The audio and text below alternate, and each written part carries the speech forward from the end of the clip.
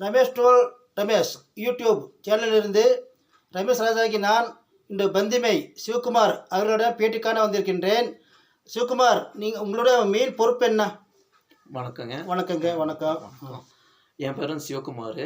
நான் வந்து ஒய்பிஏல வந்து செயற்குழு உறுப்பினராக இருக்கேன். நம்ம ஒய்பிஏல படுகா யங் படு அசோசியேஷனில் வந்து ஊட்டியில் செயற்குழு உறுப்பினர் இருக்கேன். அது இல்லாமல் படுகு கலாச்சார பாதுகாப்பு இயக்கம் அப்படி ஒரு இயக்கம் இருக்குங்களா? எத்தனை வருஷமா இருக்குங்க? கிட்டத்தட்ட இது வந்து ஒரு 20 வருஷமா இருக்குங்க. 20 வருஷமா இப்போ நடைமுறையில் இருக்கு. அதில் ஒரு செயற்குழு உறுப்பினர் இருக்கீங்க. ஆமாம். அதில் நாங்கள் என்ன எங்களுடைய வேலை என்னன்னா ஒரு அவேர்னஸ் கொடுக்கணும் மக்கள் இடத்துலயே, விழிப்புணர்வு அந்த இதுக்காக தான் பண்ணிட்டு இருக்கோம். அது இல்லாமல் கவா ட்ரஸ்ட்னு சொல்லி அதில் வந்து ஒரு ட்ரஸ்டியாக இருக்கேன். அது எத்தனை வருஷமா? அது கிட்டத்தட்ட 25 வருஷம். 25 வருஷம். அதை வந்து எப்படின்னா ரொம்ப வறுமையில் இருக்காங்க, அவங்களுக்கு வந்து இந்த ஹாஸ்பிட்டல் இதுக்கு வந்து ஹெல்ப் பண்ணிட்டு இருக்கோம், ஃபண்ட் இது பண்ணிட்டு இருக்கோம். அது நல்லபடியாக போயிட்டு இருக்கு.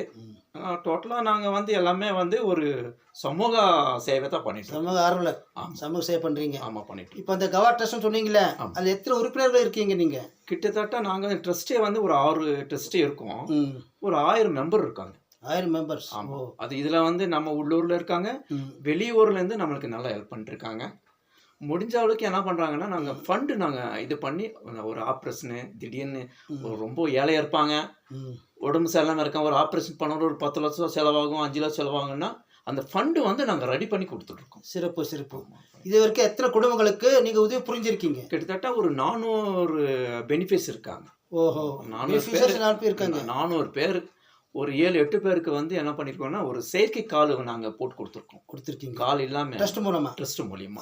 அது வந்து என்னன்னா இப்போ வந்து அந்த கால்னா அந்த ஆர்டினரி இது இல்லை, அது வச்சு அது வந்து லைஃப் லாங் வரைக்கும் அவங்களுக்கு யூஸ் பண்ணுற மாதிரி. அந்த அதோடைய காஸ்ட் வந்து கிட்டத்தட்ட ஒரு 2 lakhs வரைக்கும் வரும். அப்படியெல்லாம் கொடுத்துருக்கீங்க. இன்னும் விளம்பரம் இல்லாது? விளம்பரம் இல்லைங்க, எதுவுமே நாங்கள் விளம்பரம் பண்ணுறது தெரியல, பண்ணுறது கேட்குறேன். அதாவது என்னன்னா நம்ம கொடுக்கறது வந்து அவங்க ஃபேமிலி பெனிஃபிட் ஆகணும், அவங்க ஃபேமிலியிலேருந்து நம்மளுக்கு நிறைய டோனர்ஸ் வரணும், அந்த மாதிரி அந்த இதில் தான் போட்டிருக்கீங்க. சரிங்க சிவகுமார், இந்த பந்திமே அட்டிக்கு இதுக்கு போன வருஷம் வந்திருக்கேன் ஒரு பெரிய ஐயா பார்க்குறதுக்கு. சரி. எங்கள் ஊர் பொறுத்து மட்டும் சிறப்பான ஃபெஸ்டிவல்ஸ் பண்டிகைங்கிறது எது? அது எப்படின்னா எல்லாமே நம்ம நீலகிரியில் வந்து பந்திமேனா எத்தை பண்டிகை.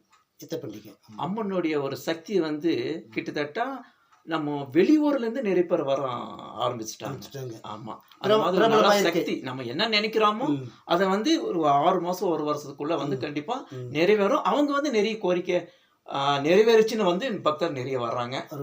நல்லா ஃபேமஸுங்க பந்திமே ஊருன்னா அந்த எத்தை பண்டிகை. அதில் குண்டம் மிதிப்பாங்க. ஆமா, நல்ல கூட்டம் வருமா? கூட்டம் எக்கச்சக்கம். ஒரு எப்படியும் ஒரு 5000 ஒரு 7000 வரைக்கும் வருவாங்க. கூட்டம் வரும், வருஷம் நடக்கும். அதுல வந்து ஸ்பெஷல் இதுன்னா நாங்கள் குண்டம் மிதிக்கிறோம். அது பார்க்கறதுக்காகவே ஆயிரக்கணக்கான மக்கள் வருவாங்க. வரவங்களுக்கு அன்னதானம் கொடுப்பீங்க? கண்டிப்பா. நம்ம சமுதாயத்துல அதுதான் பெரிய ஒரு இதுங்க. எந்த ஒரு இது இருந்தாலும் அன்னதானம் அது வந்து நல்ல ஒரு சிறப்பு இது. அது எந்த மாசத்துல வரும்?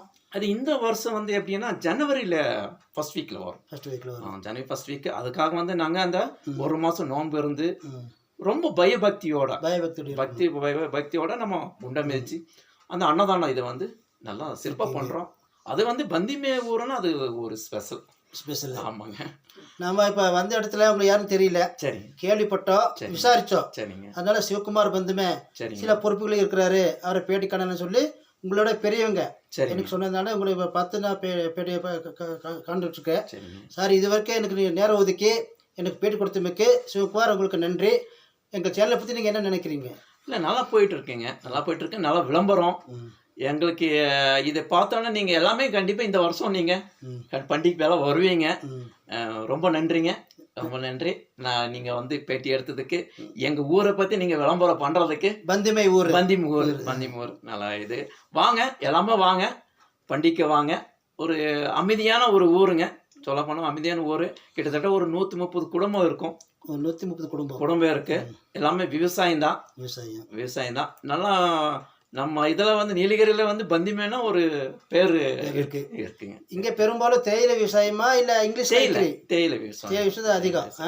சரிங்க சிவகுமார், நன்றி. நன்றிங்க. நன்றி.